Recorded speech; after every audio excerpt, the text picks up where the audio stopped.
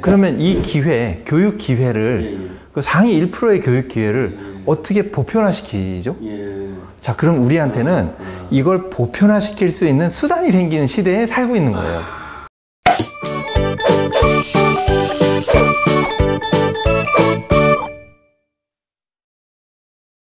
예, 안녕하세요. 자, 김성윤의 영어 사이다에 오신 여러분 환영합니다. 초대 손님은 아이스크림 에듀의 현재 대표이사님이신 조용상 대표님을 이 자리에 모셨습니다. 박수로.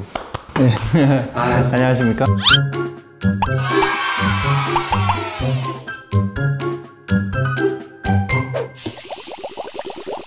저는 솔직히 스마트 기기, 스마트 학습, 나도 스마트, 나도 AI 이러는데 AI를 이용한 이런 디바이스를 매개로 한 AI 교육, 기존 학습과의 뭐 효율성의 차이, 이런 실제로 좀 이게 딱 연구 결과나 뭐 이런 뭐 임상이나 뭐 이런 결과가 나온 것들이 있나요, 이제? 그럼요.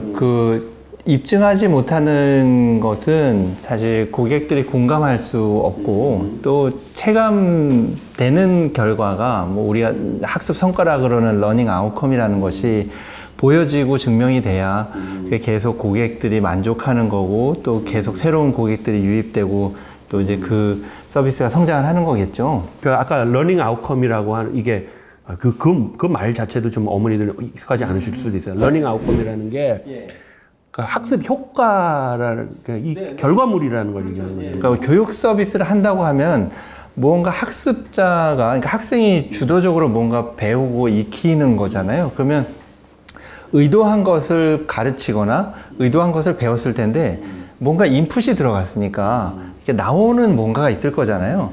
근데 이제 이걸 한국에서는 보통 이제 성적이라고 해서 사실은 성적은 어떻게 보면 아웃풋에 가까운 거죠. 이렇게 넣어서 나오는. 근데 아웃컴이라는 거는 좀 포괄적인 의미를 다뤄요. 그래서 아웃컴은 딱 무엇이라고 하나로 특정 짓기보다는 이 상황마다 좀 다를 겁니다. 어떤 학습 경험을 해서 내가 어떤 성찰을 느꼈다라고 하면 정성적인 아웃컴이라는 게 있을 수 있고, 물론 이제 성적이라는 건 정량적인 아웃컴의 일부가 될 수도 있죠. 그래서 단편적인 어떤 성적 하나가 아니라 자존감이 높였는지, 자신감이 높였는지, 수업 참여도가 올랐는지, 이런 행동들은 이 경험에 의해서 나오는 거잖아요. 그래서 이런 학습 경험이라는 이 경험에 의해서 어떤 긍정적인 변화를 이끌어낸 것들, 이런 것들을 러닝 아웃컴이라고 보통 정리를 하고요. 우리 또 이제 전자책으로 책을 많이 보잖아요. 우리 리딩앤도 영어에 대한 리딩을 하면서 새로운 학습 경험을 하고 또 얼마나 많은 나의 영어 경험과 실력이 늘었는지를 보잖아요.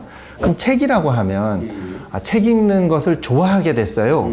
그러면 좋아하게 된 거는 우리가 어떻게 이렇게 평가를 하고 그걸 어떻게 더 독려할까요? 뭐 제일 쉽게 볼 수 있는 게 얼마나 자주 봤는지, 반복적으로 봤는지, 그리고 다른 책을 또 이어서 봤는지, 유사한 관심사를 찾아서 또 아이가 책을 보는 습관이 생겼는지, 이런 것들은 다 측정할 수 있는 러닝 아웃컴 중에 일부가 되는 거죠. 제 두 번째 질문을 좀 드릴게요. 대표님이 생각하시는 좀 아이디얼한 AI 학습이 이렇게 되는 게 가장 아이디얼하다라는 그 수준에가 이제 100이라고 하면 지금 이 시장에서 말하는 AI의 수준이 숫자로 한 번만 평가를 해보세요. 지금은 어느 정도 수준이고 한 5년 이내에 이 정도까지 올라갈 수 있겠다. 100이라는 기준을 조금 이따가 다시 그러면 한번 가정으로 설명을 드리기로 하고, 저희가 하는 거 말고 스타트업이나 여러 회사들이 다 각각의 장단점과 특징이 있으니까 오늘은 좀 중립적이고 객관적인 입장에서 좀 말씀을 드려볼게요. 이걸 다 모아보면 이제 100이라고 했을 때 어디까지 가 있을까? 저는 한 65에서 70 사이? 그러니까 상당히 깜짝 놀라셨을 수 있는데 굉장히 높은 수준의 기술력이 이제 올라와 있어요.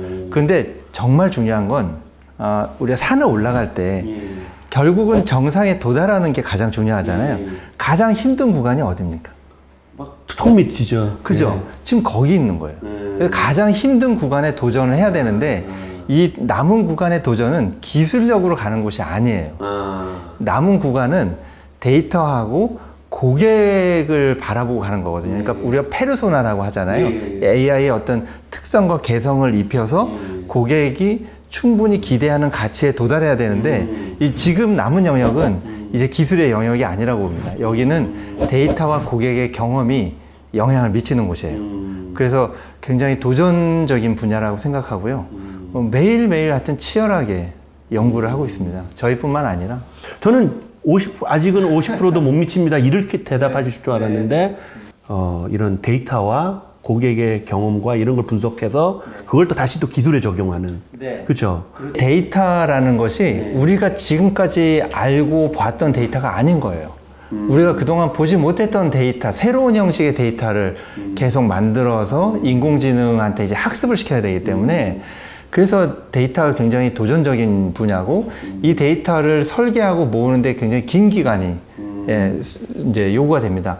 그동안은 데이터를 모은다고 했거든요. 근데 이제는 맥락을 모은다고 해요. 맥락을. 그러니까 벌어지는 그 상황 자체를 그대로 기록하는 방식으로 모이는 거예요. 이제는 데이터가 아니고 맥락이 모여야 되는 시대고 인공지능은 그런 맥락, 일단 상황을 그대로 이해시켜야 되니까 예를 들면 저희 집 큰애가 이제 중학교 1학년 남자아이인데 유진이라는 애가 있고 그리고 이제 둘째는 여자아이인데 초등학교 4학년이에요. 4학년 중학교. 예. 그런데 둘 다 성향이 같은 부모한테 나왔는데 너무 달라요. 그럼 이 아이들이 똑같은 시간에 홈런을 가지고 공부를 중학교, 초등학교 똑같은 시간에 공부를 하더라도 반응하는 방식과 행동이 다르잖아요. 그걸 그대로 기록하는 거예요. 예, 그래서 맥락을 기록한다고 하는 거고요. 그래서 데이터가 굉장히 도전적인 분야입니다.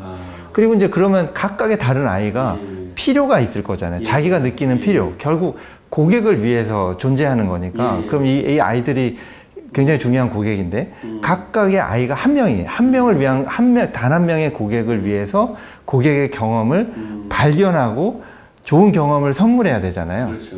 이게 힘든 도전 영역인 거죠. 이게 남은 35%예요.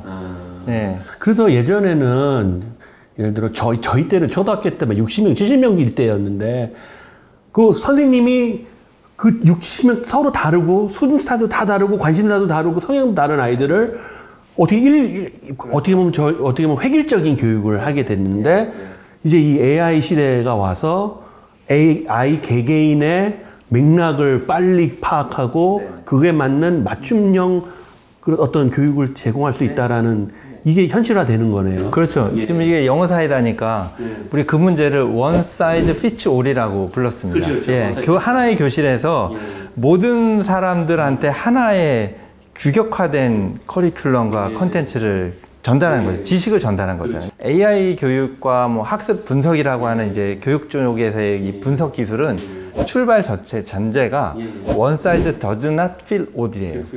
one size does not fit all. 그러니까 기본 전제가 하나로 맞출 수 없어요라는 거거든요. 모든 아이들은 이해하고 습득하는 페이스, 그러니까 속도가 다 달라요. 그러니까 거기에 다 맞춰줘야 되는 거죠. 예. 그렇지만 이제 맞춤형으로 하고는 싶으나 그게 어떻게 그거 가외를 해야지 그러면 1대1로. 근데 그렇지는 않지. 굉장히 좋은 얘기입니다. 예. 1대1로 과외 얘기하셔서 혹시 도제식 학습이라는 얘기 많이들 들어보셨죠? 동양이든 서양이든 다 예전에 있었던 최고의 학습법이거든요. 그러니까 상위 1% 학습법이었었어요. 최고의 숙련된 전문가를 찾아가서 이제 제자가 돼서 이제 사부님한테 이제 배우는 거잖아요. 그러면 전제가 있습니다. 그러니까 최고의 전문가라는 스승이 하나 있어야 돼요. 그리고 아주 소규모여야 되고, 예, 그 스승은 한 명 한 명에게 지식과 경험을 전수해 줍니다. 그러면 이 교육 기회를, 그 상위 1%의 교육 기회를 어떻게 보편화시키죠? 자, 그럼 우리한테는 이걸 보편화시킬 수 있는 수단이 생기는 시대에 살고 있는 거예요. 퍼스널라이즈 러닝이라고 하는 이제 개인화된 학습이고, 여기 앞에 하이퍼를 요즘은 더 붙입니다. 하이퍼. 그러니까 초개인화 학습. 예. 하이퍼 퍼스널라이즈 러닝이 되는데, 초개인화, 한 사람을 위한 그 교육을 하려면 그 사람을 정확히 알아야 되잖아요. 이 사람한테 맞는 학습 속도, 그 학습 양, 그리고 학습 자원. 예. 뭐 이런 것들을 추천해 줄 수 있어야 되잖아요. 알아야 추천을 해 주니까 아는 게 먼저겠죠? 결국 데이터예요. 네.